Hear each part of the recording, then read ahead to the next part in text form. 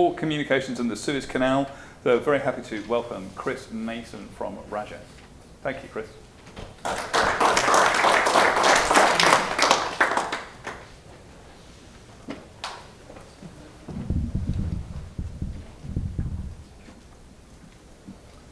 Thank you very much.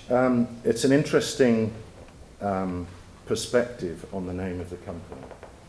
Anybody from a UK-centric background pronounces the name Rajant because it has the associations with the Raj, the Indian connection. None of that is visible to my American colleagues, so the pronunciation of the organisation is Rajant in a very American way. So yes, I'll be using an analogy.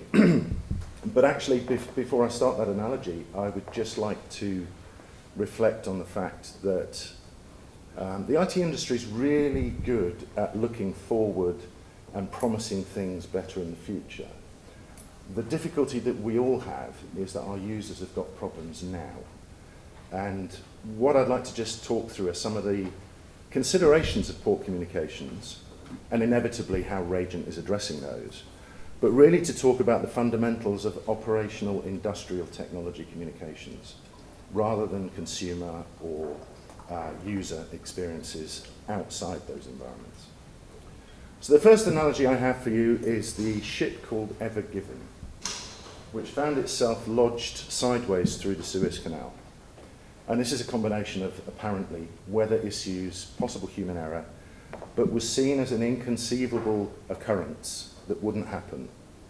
And of course this ship, too big to go through the Panama Canal, had to go through that route to save time and money and be more efficient.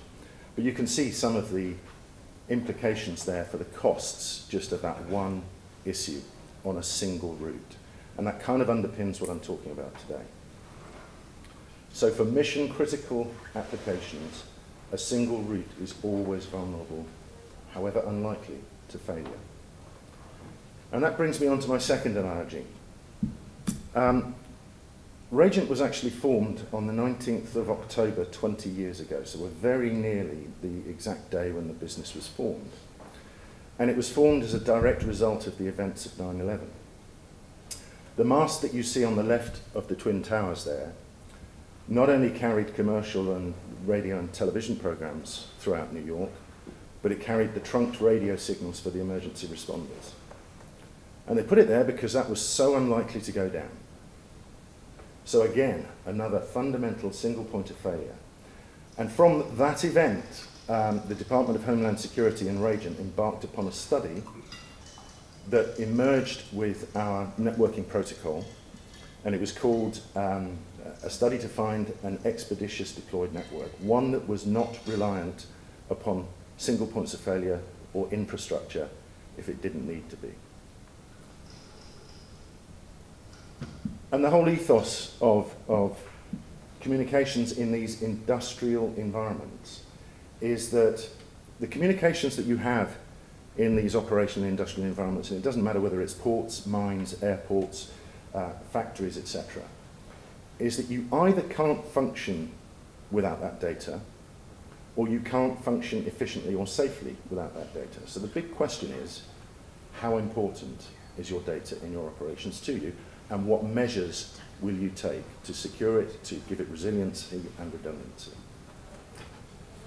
So a little earlier on, the previous speaker talked about the difficulty of port communications challenges. It's just worth focusing in on some of these, because these are absolutely what determines how you affect communications in these environments. It's massive infrastructure, it's a huge investment. There are already multiple networks, fixed and radio, in these environments. If you take a spectrum analyzer into a port, it's a mess, usually. And people have been there in this environment and know that that's exactly the case. And that changes because, very helpfully, people bring with them devices that are completely unregulated, sitting in vehicles that come across the environment. The constantly moving containers that create obstructions not only block signals, but they mangle them because of the corrugations on the side of those containers. So you need to be able to cater for that. Ports are points of entry into the country, so they're massive targets for theft, fraud, smuggling, terrorism, etc. They're extreme environments from the weather perspective, and there is that absolute need for real-time information. Wired infrastructure, I mean, we heard the comment earlier on, if you need 5G, you need fibre. Trying to deploy new fibre into an operational port environment is quite tricky. And they have different tenants, different people with different organisations and requirements in that environment. And the final point on this slide about integration with teleremote and autonomous systems. There is no doubt that teleremote operations and autonomy are the future of getting much more efficiency within port environments and industrial environments of all sorts. But it comes with them a real requirement to give you that low latency and 100% connectivity for safety's perspective. One of the interesting impacts of the pandemic, certainly from what we see in first world countries adopting technology, is the acceleration of the requirement to remove people from operations for all sorts of reasons, but largely because they don't want to have people in those environments, because in this current environment, if you have lots of people, you have to monitor them, you have to make sure that they're not interacting too closely, etc., etc. However, that's not an issue in some of our non-first world countries because they can't afford to put people on the shelf. They need to keep them in the operation. So it's a different picture in different parts of the world. I'm fond of analogies because we had a partner summit in Italy last week, and we had a keynote speaker who was the former chief executive of Shell. And he made a comment that said, if you can't articulate something in simple form, it probably means you don't understand it well enough in the first place. So I'm really happy to borrow from other people's observations about how to articulate these things. And I'll give you an engineer's view about failure. So calculating the probability of systems failure, you can do the maths. My American colleagues call it math, but you can do the maths if you want, but basically it analyzes the number of components and the probability of a component failing and taking the system down. Nicely esoteric, but actually I've done a lot of work with special forces and military in my time, and they've got a fantastic expression, and it comes from the SEALs. And their expression is 2 is 1 and 1 is none. In other words, if you have one thing, it's likely to fail and let you down at the most critical point. And it's a pithy version of the engineer's analysis. But actually, I was thinking about how to articulate this even better. And for those of us who've driven here today or taken a piece of public transport or have travelled on a ship, an aircraft, they've all got multiple redundant systems. They've got multiple independent braking circuits. On a ship, you have multiple navigation systems and power systems. We've got emergency lighting here, which is a redundant capability in the lighting and how we ensure our safety in here. And actually, for those of us, and I'm sure there's loads of us in this room who've worked in telecoms for a long time, when you build secure networks for demanding customers, you put in diverse routing, you put in separate circuits, you put in fallbacks. Well, my contention is that this is all stuff that should be in a wireless network as well as a wired network. So again, how important is the data to you? So if it is that mission critical importance of the data, then it needs to have the mission critical wireless network. Dynamic adaptability, always on reliability, unhindered mobility built in from the start, and the ability to mitigate against interference. But I'd also like to introduce a healthy note of reality here and comment that any wireless network or any network of any form in a port is a mixture of solutions. It's never one solution in isolation. So how that solution then interfaces with other capabilities is as important as the capability it gives you, because it's all very well putting in place a network that is hugely complex to implement, maintain, manage, fiber connect, etc. And putting in place something that actually takes up more time and effort in monitoring and managing and keeping it functioning is not what our customers are interested in. They're interested in port environments. How many TEUs can they move per hour safely and consistently? And I wanted to include this slide because my point earlier on about our customers having real problems now, these are the sorts of demands that our customers in ports are looking for. The terminal operating system, fleet management, the predictive maintenance of that fleet, condition monitoring of what's going on in the vehicles, and in some cases the people. As a side note, one of the impacts of the pandemic on Rajant was that we looked to different industries to develop capabilities. And one of the devices that we have in real-life trials in Italy at the moment is a wearable, a medical-grade wearable that monitors all things like temperature, oxygenation, galvanic skin response, etc., and can proactively learn a healthy state and distinguish that from an unhealthy state so that you're monitoring your workforce's health in real time. That all requires connectivity. Tele-remote and autonomous, I've got a little bit more about that in a minute. Video and OCR, demanding on bandwidth and latency. LiDAR, we've got a couple of customers who are using LiDAR in order to perform testing and their own accreditation activities. And the key example of that is NCAP programs in various countries. In order to comply with the NCAP regulations, a massive amount of vehicle manufacturers use our network to control the vehicles in their testing environment. And LiDAR puts great loads on a network.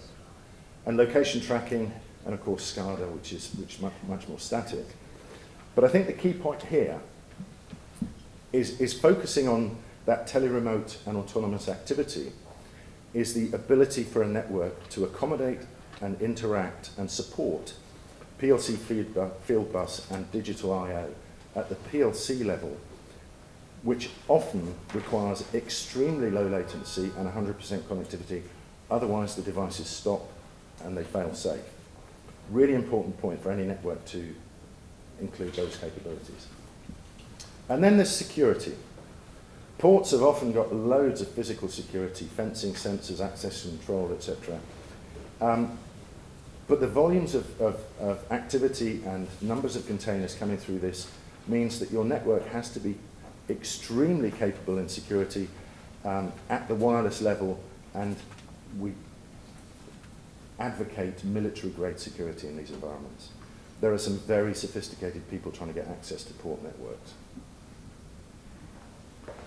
So inevitably, that brings you on to Rajant's technology, and I'm not going to labour the point here too much, but we were designed from the outset to work in a mobile environment, if necessary, without infrastructure.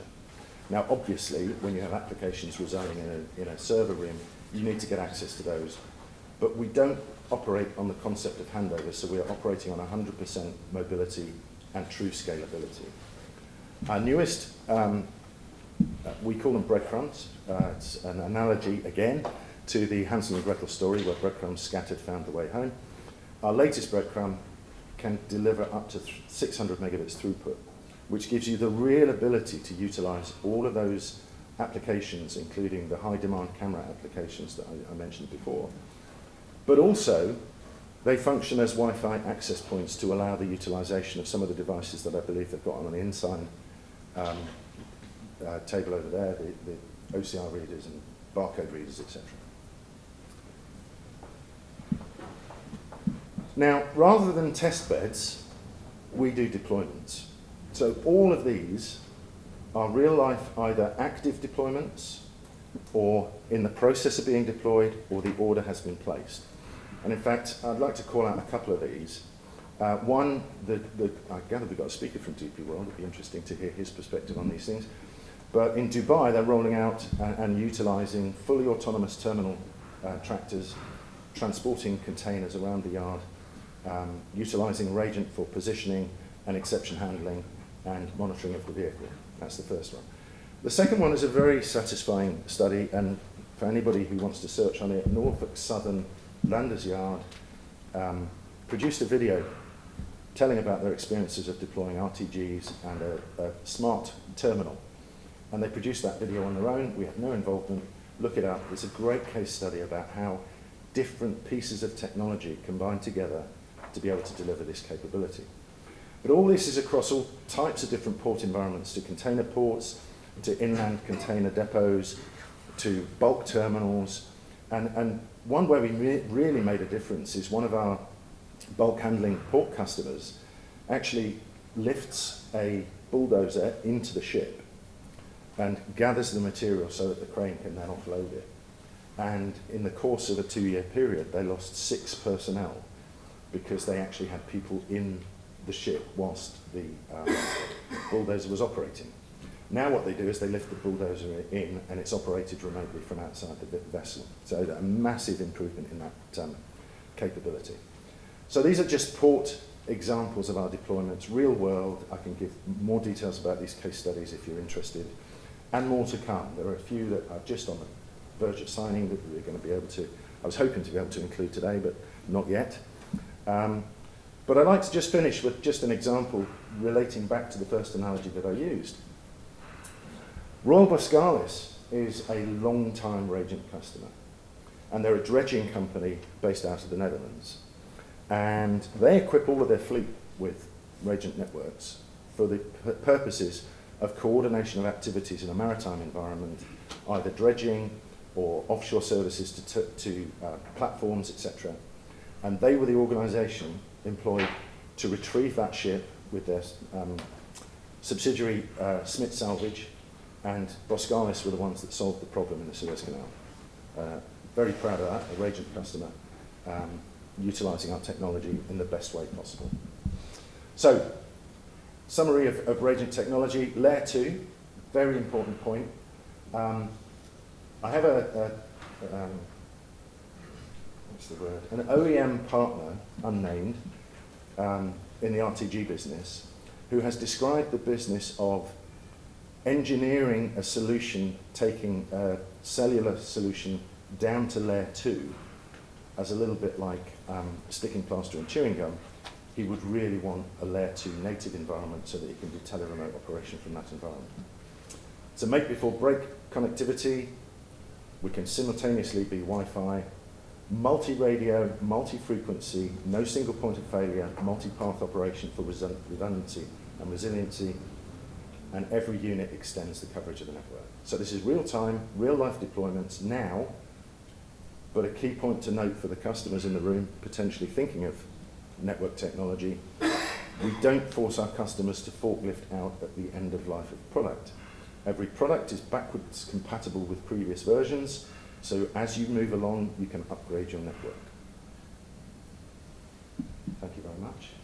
Any questions? Fantastic. Thank you very much, Chris.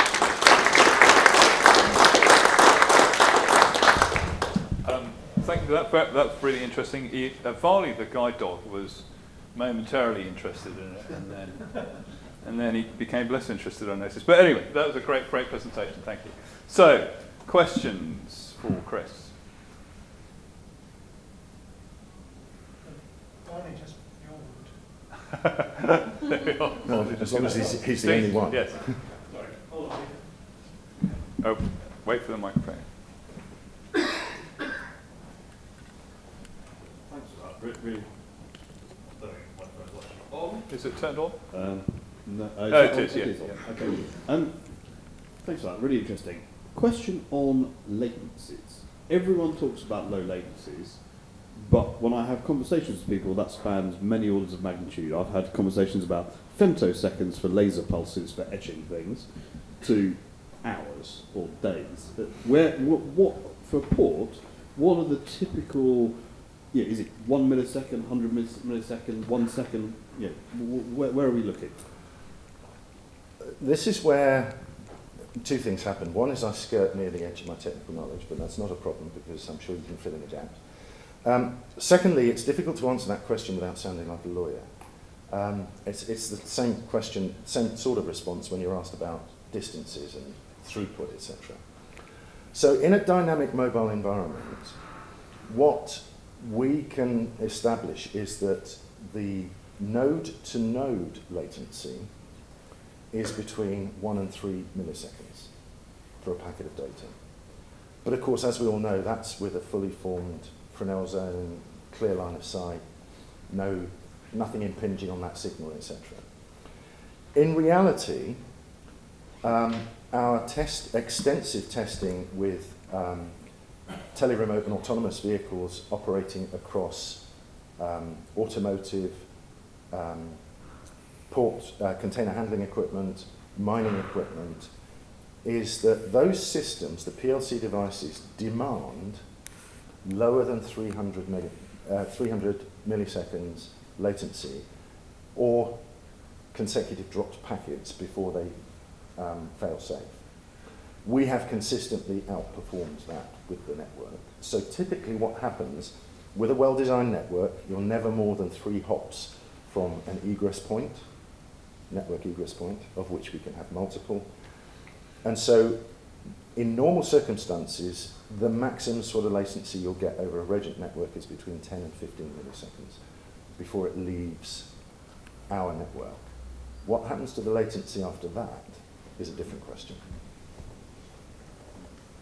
Thanks. Okay. Any more questions? If not, we are... Oh, yes, sorry, Tony's got a question, right?